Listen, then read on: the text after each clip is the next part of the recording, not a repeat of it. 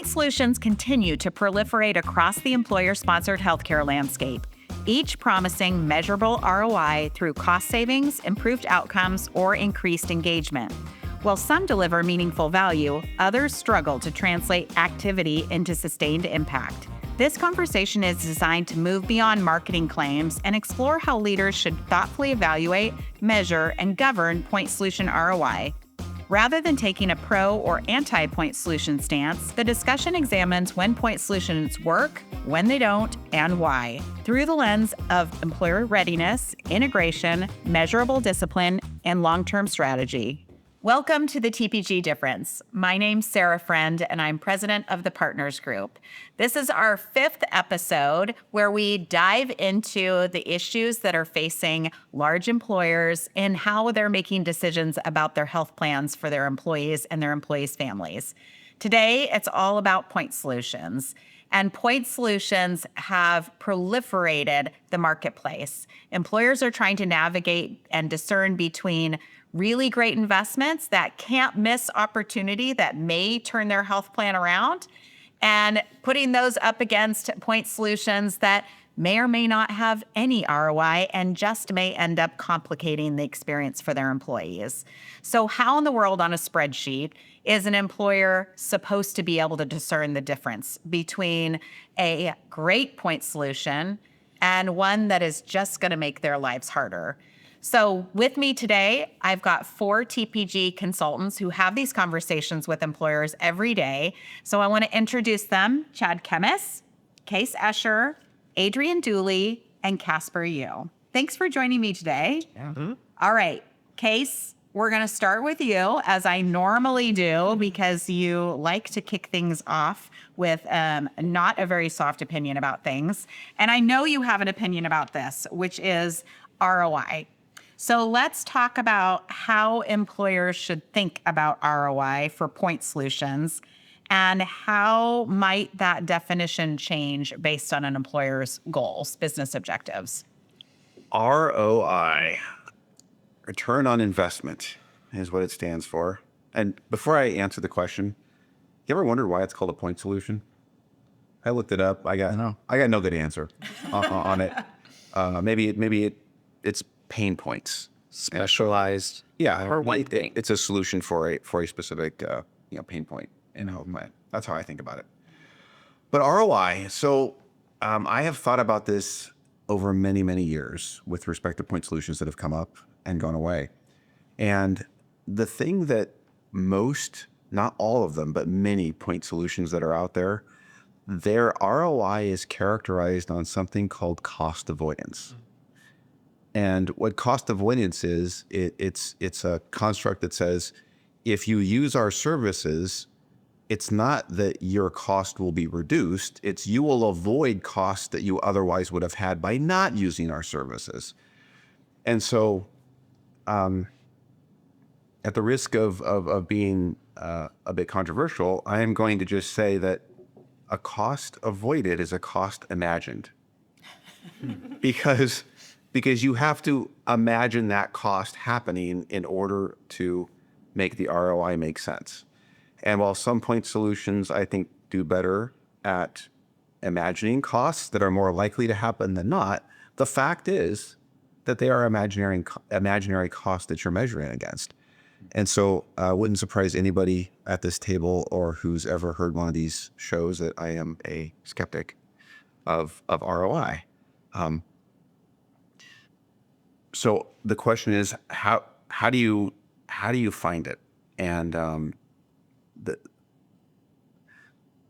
there's no good answer to that other than if a vendor is pitching an ROI, my first take is ask the vendor, how does that exactly happen? Even if it's cost avoidance, explain to me a day in the life of an average member using your services, and how would I, as a member, experience what you're suggesting in terms of a delayed or an averted encounter. That's step one. And then you have to ask yourself, is that reasonable? Mm-hmm. And you have to ask yourself, how many people in my organization would that likely apply to? And then from there, you build up. I built many models where I suspend my disbelief and I take them at their word, and I build the model that says, well, if you take them at their word, then this is how much you can save.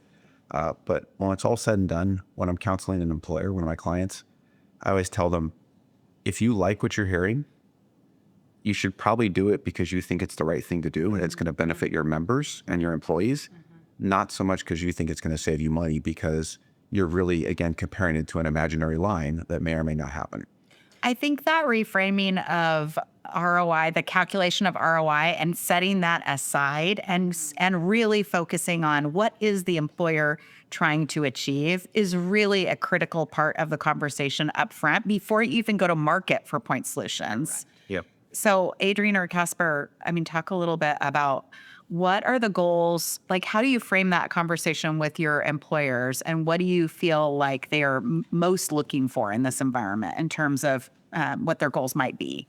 I think it really varies by employer. Some, to Casey's point, are looking the primary to be that cost savings as the driver. And that's where you need to have that really earnest conversation that typically ROI is overinflated, and that you have to really have key metrics going in as to how you're going to measure success. If it's more that, let's say you have, an employer that has a high rate of cancer diagnoses, and they really want their employees to feel supported from onset, that's a very different conversation of how do we increase access to care? How do we help guide employees through that process and make sure that they feel supported, knowing that ROI may be a benefit of that down the road, but it's not going to be the primary driver. So really understanding where the employer is coming from, to your point, Sarah, is key. Yeah. Well, Good. I think in this time that we're in, which we've documented on this show now, from last year from a renewal standpoint, and the cost increases, I think that will cause more and more employers to have a level of scrutiny that, not to say they haven't had that before, but they'll need to have that going forward. And I do think it's going to be a little tricky, though, from if you put that CFO hat on of, hey, I can't necessarily just make investments because it feels good to our people. And so that's the tricky part. And I totally hear you on the imaginary cost component, but we are in the business of risk mitigation. And so I think there's a conversation to be had about mitigating future risk. And that may or may not be with a specific point solution.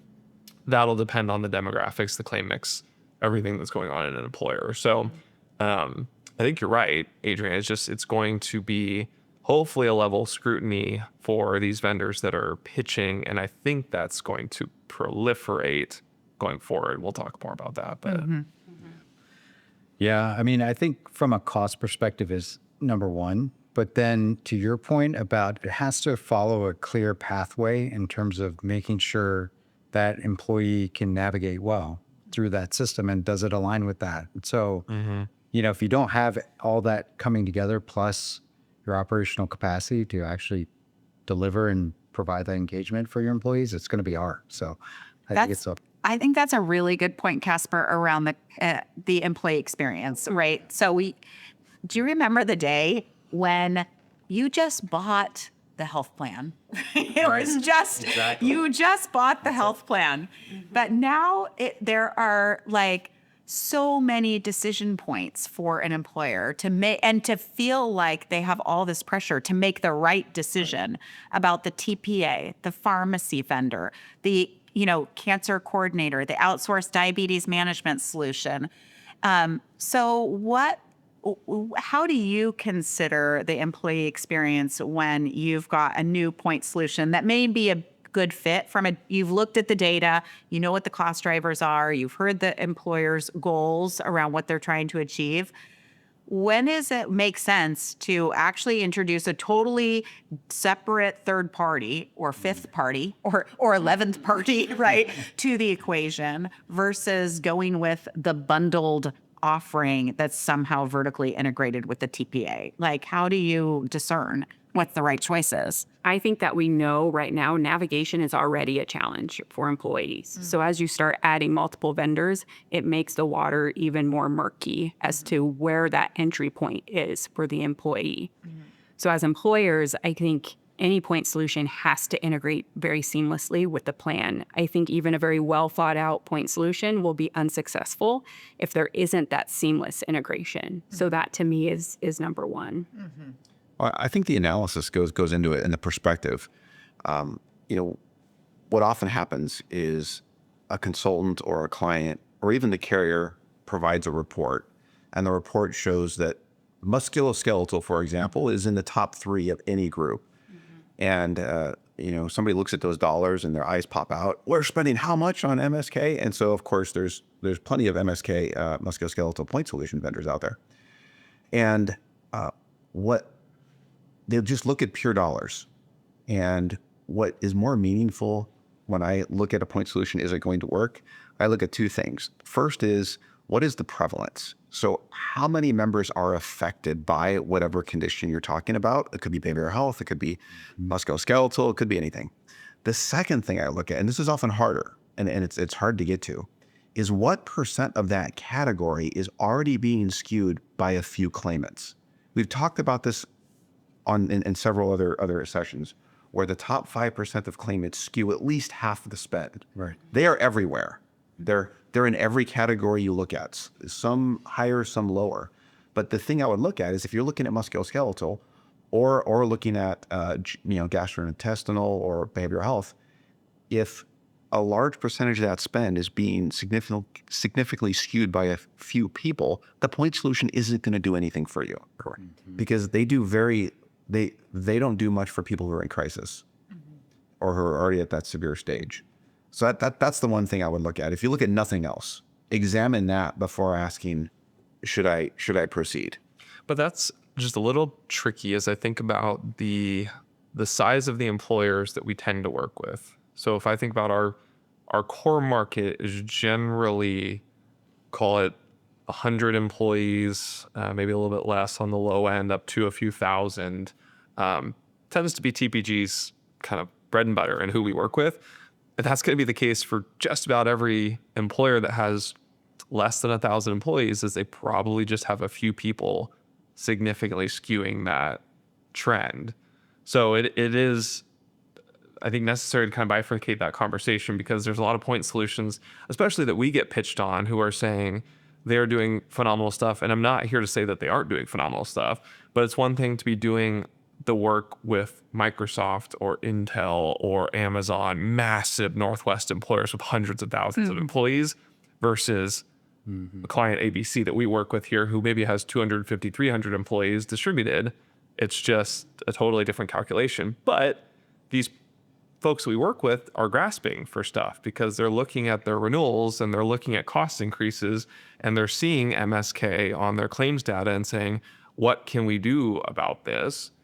And then you could, theorize on all sorts of different ways, going back to previous episodes of, well, maybe you just want to transfer that risk entirely and get out of this game. But for now, it is something that it's tangible for people. And I think that's what makes it hard to look away from something that says, oh, I'm going to solve this problem and help reduce cost in this area.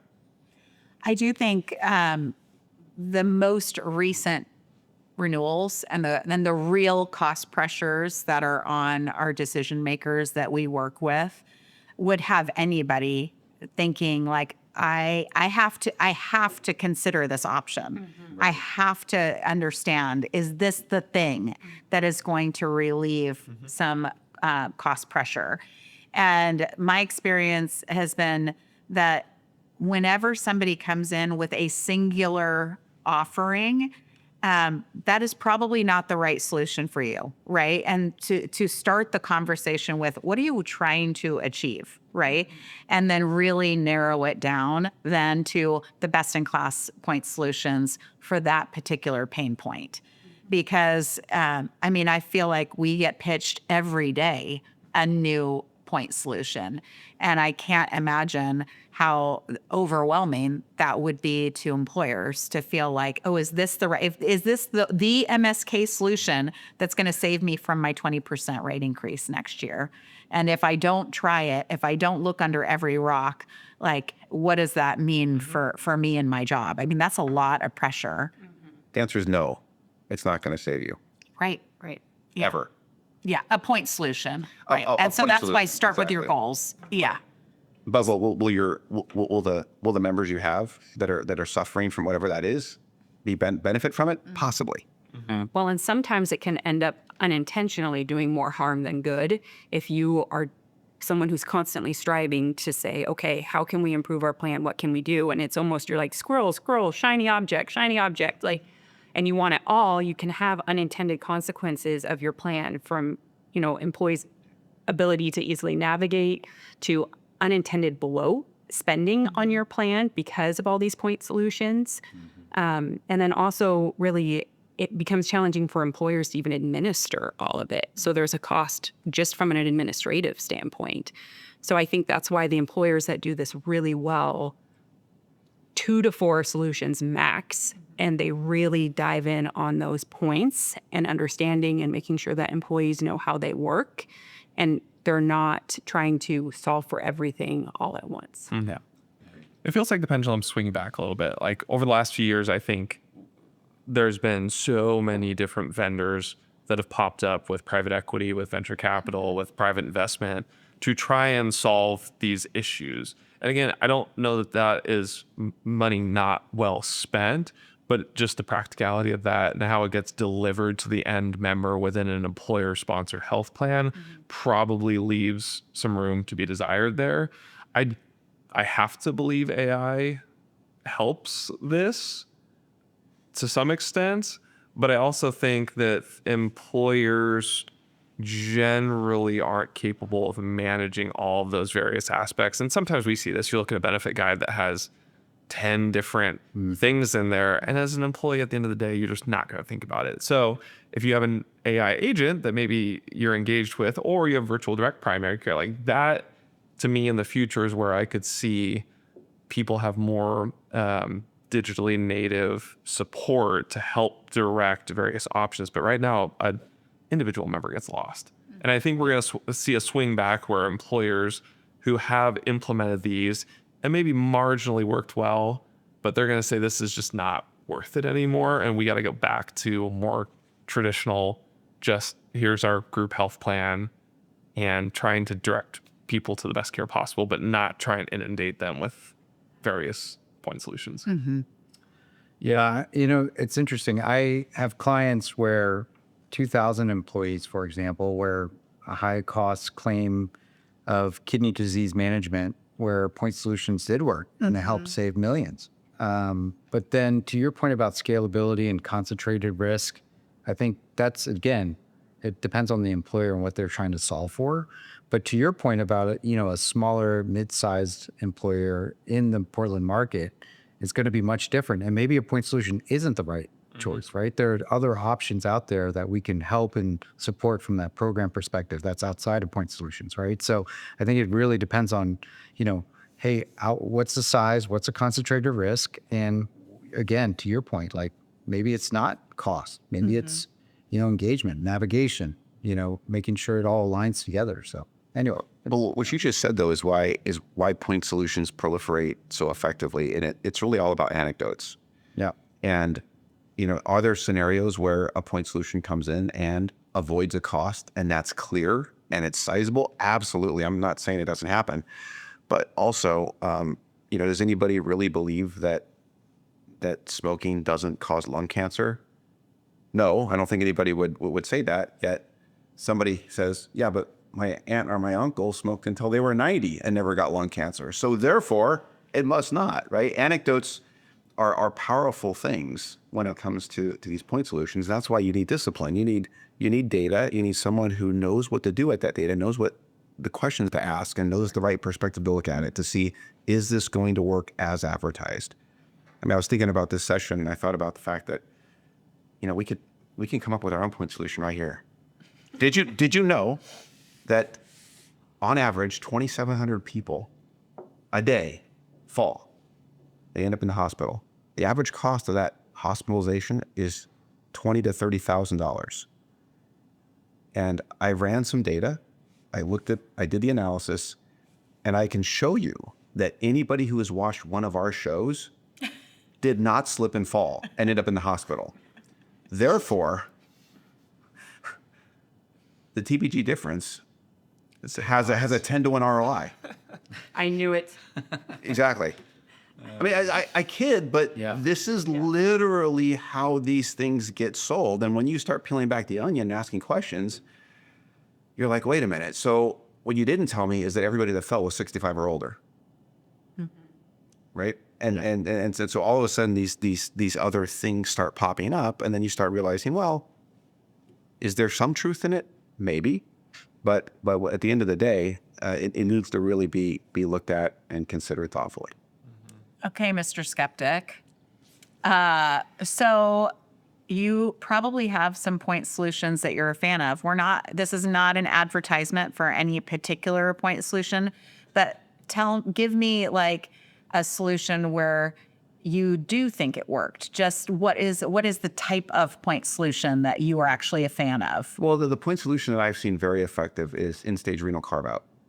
Right. So that's a great. I mean, dialysis is so expensive. Yeah. That's what I'm referring to. Yeah. And so when you've got end-stage renal, somebody on dialysis, for Fresenius or some of these other providers, they're just milking the commercial market. And so the programs that are carved, that they carve that out of a health plan and basically put that member and those claims through a special negotiated deal has huge impact. And again, oftentimes that's not really cost avoidance. You're actually reducing the cost. And usually it's this was the before, this is the after. So that's a point solution I'm very much in favor of. There's a mandatory component of that though, right?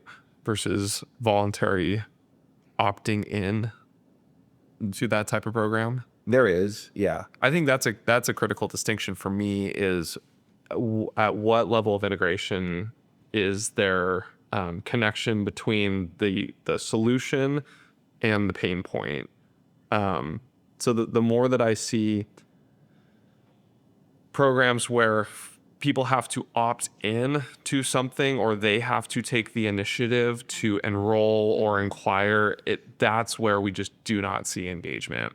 But if behind the scenes there's claims integration with a vendor partner, there's an automated process, there's a lot of customer service and user interface components that are built in to make this something that people feel well supported by, that seems like, from my standpoint, when you get more traction and when there's actual value there. Yeah, you're spot on. But It has to be a proactive approach. It can't just be where they are like sitting back, waiting for people to come to them. And that's just not the reality. Yeah. And I think going back to what you said, though, that's where like the bloat starts to happen inside plans, right? Is that employers are doing what they think is the right thing. And again, it's not the wrong thing, but it's like they're trying to provide services to their members, but everyone's busy and no one thinks about this. We're the only people that are weird enough to sit around the table talking about this stuff, right? Nobody else does. So it doesn't come naturally to think of this. You just end up going to urgent care or the ER or whatever it is that you're dealing with, rather than, hey, you had indications early that this program might be a good fit for you based on whatever your condition is. And that's where I think more of a primary care engagement, whether that's text-based, virtual, direct, or just a good old fee-for-service primary care doctor, like the more engagement that we encourage in that venue, the better. Well, and some of these point solutions now have overlap. So employees might be getting outreach by multiple people. And again, it goes back to that they don't know where to go or what to do, or it causes confusion for the employee. So that goes back to keeping it very simple, streamlined, limiting the number of point solutions that you have, and making it easy for your employees. Making the complicated easy, as to say, right? Like that's really important. I was just thinking about our conversation with this group on captives. And that is one of the benefits of being in a captive is if you are a decision maker overwhelmed by trying to make your own set of great decisions on the best in class point solutions, that a captive collective makes some of that a little easier because you're not alone in your decision making. You're making, you're kind of being only offered some proven best in class point solutions, and you're not having to look at 100 options. what you described is shopping for paint. I just want white. You go in any paint store, there's dozens of white shades of white, and it's so frustrating. That's when I turn around and leave. Exactly. Never paint my walls. Yeah, I think that's right. I mean, I think that goes back to a little bit my comment around like the mid-sized employer gets a little bit more purchasing power, gets a little bit more lens into maybe cutting edge things that are being deployed on a group of tens of thousands of employees that are part of a captive type program. So it's just really hard for me to take a 250 size group and compare it to what AT&T and T-Mobile are doing per plan. It's like you have teams of benefit people sitting in the employer on the employer side managing this like the five of us right here for their own population. Like employers locally that we're working with, I think are getting way better service working with us than others, but still they don't have a benefits team internally trying to navigate this stuff. You have an HR team that's generally overworked, they're spread too thin, and you have other stakeholders that just aren't in the weeds on this. So yeah, we do our best to review this stuff on the front end, try and validate it. Case pokes a lot of holes in it. We have good internal dialogue about it. And that's why I think when we go to market with client recommendations, it's very well thought through. But even some of those vendors that we've used over the years, like just didn't quite pan out. And that's just the nature of it. And that's why it's important to keep reviewing that. Well, and I think that just because a captive offers a point solution doesn't necessarily mean that it's the right fit for your population. It could be totally vetted, but the idea of, okay, we're going to add every point solution that our captive offers, I think, again, you can still end up in the area where you have unintended consequences and that below. Too many. So you still, too many. So you still have to have that discernment about what's right for our population. How do we simplify this for our employees? It may be a great point solution, but it may not be needed for your population. So really having those conversations, talking to your consultants about what they're seeing within the market, what may be best for their population those are really important conversations to have. Totally. Case and Casper, you both brought up the same example of end-stage renal disease and point solutions actually being a good idea for that. But if you're talking to a CFO or finance director, business owners, CEO who's just at their wit's end from a cost perspective, are there any other point solutions that you all feel are like, okay, this one actually probably does deliver some ROI? Are there any others categories of point solutions that they should be thinking about? I think for larger employers, menopause support is going to become really big over the next couple of years. It's getting more attention than it ever has in the past. And if you look at the missed work that surrounds women of that age, I think finding ways to support them through that could increase ROI in different ways. So that's something I'm really curious about as we see that landscape start to expand more. Well, and finally, the conversation is happening. Which that in and of itself is wonderful. Yeah. I've got two that I'm high on right now. One is obviously the virtual direct primary care, which we've done. Well, that was good. Which we've done an episode. Well, you should have spoken up. I just think that that's such a tangible ROI in multiple facets for particularly our self-funded clients, but also fully insured too, where it's if we're moving services that your employees are already having today off of the health plan, it only helps into a capitated fee model. And we're experiencing this now from rolling it out on our own plan. People just generally like it. It's one of the very few things where folks have been coming to us now and saying, wow, this is super cool. I'm glad we put this in place. That's the text care solution. Yes. My wife responded the other week. I encouraged her to text about a little rash that our youngest daughter had. And she started texting and she's like, are these people AI or are these actually people? I was like, these are actually people. This is really cool. Anyways, the second thing was, for me, I think there's an opportunity for Medicare education. And I know that's a bit of a delicate subject in terms of we can't incentivize people to go onto Medicare, but I think that there is such a large population. Obviously, this is comes through in the data of people enrolling in Medicare and just baby boomers aging into Medicare eligibility, that people generally don't know what their options are.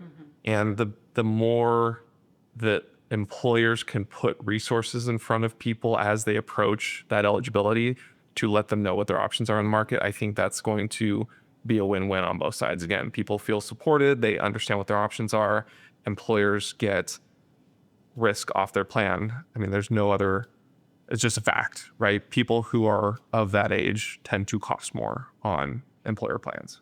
Absolutely. So I agree. So he stole your thunder on text care. He did. Yeah, that was one of the point solutions that I am very bullish on. And I don't know if it falls in the category of a point solution, but it probably does for the sake of how we've defined it in this session. Yeah. Anything for you, Casper? As the market's changing, and I think it's going to be more consolidated, more integrated with the carriers or the health plans in general. But, the big ones are still diabetes, still MSK. So what are they doing, and how can we help support that at any level? Less episodic, but more that chronic disease management piece. So to me, I think having that piece and being easy to navigate, getting the engagement, that's the key. If not, it's not going to work. Well, and to your point around like the evolution of these offerings, we're seeing some really interesting new weight management point solutions, right? That I think for an employer who's overwhelmed, right, with all of these solutions, I think at the end of the day, the question really comes back down to how is your broker supporting you through this comparison, through the marketing? And it starts with really understanding what the employer is trying to achieve. Yeah. If an employer has somebody pitching a product, a solution, that's probably not a great starting point that's going to yield any sort of actual results for the client. So, all right, we're going to do a little bit of fortune telling next 3 to 5 years. So imagine 3 to 5 years out, and I would love to hear your predictions around how the role of point solutions will evolve and what types of solutions endure and which ones fail. Who wants to start? I think we're going to keep, I'll go. I think we're going to keep seeing more.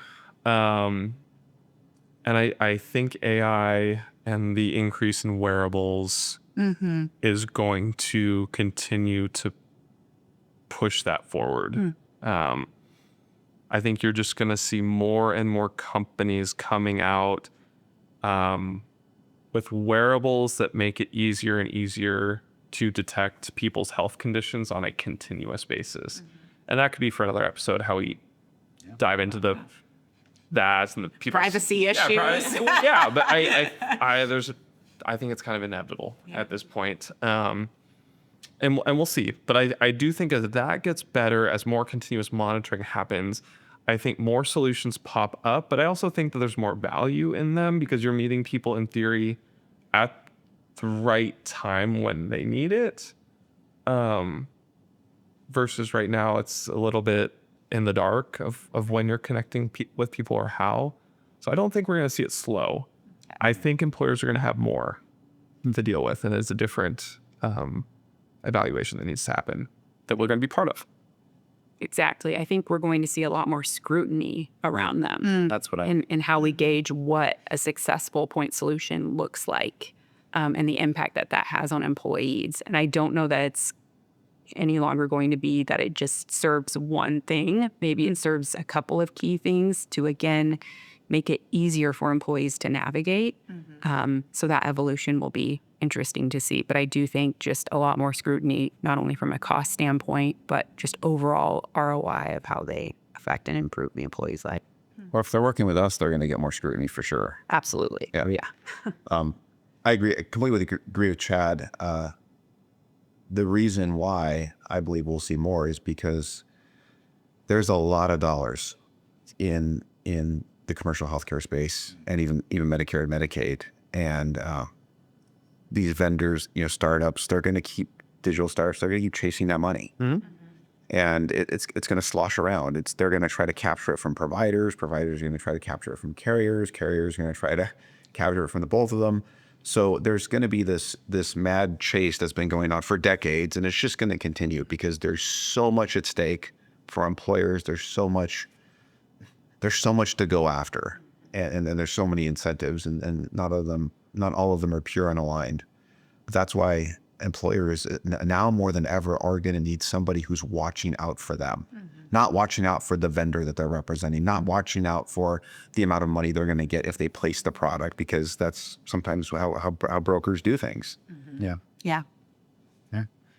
I think AI is going to evolve this in terms of getting smarter and using the data better. And so that I think it will be that kind of specialized to help with cost savings, help with engagement, help with navigation, that front door piece. So, I think you're right. The AI is going to definitely change it. It'll be interesting. It'll be kind of cool, actually.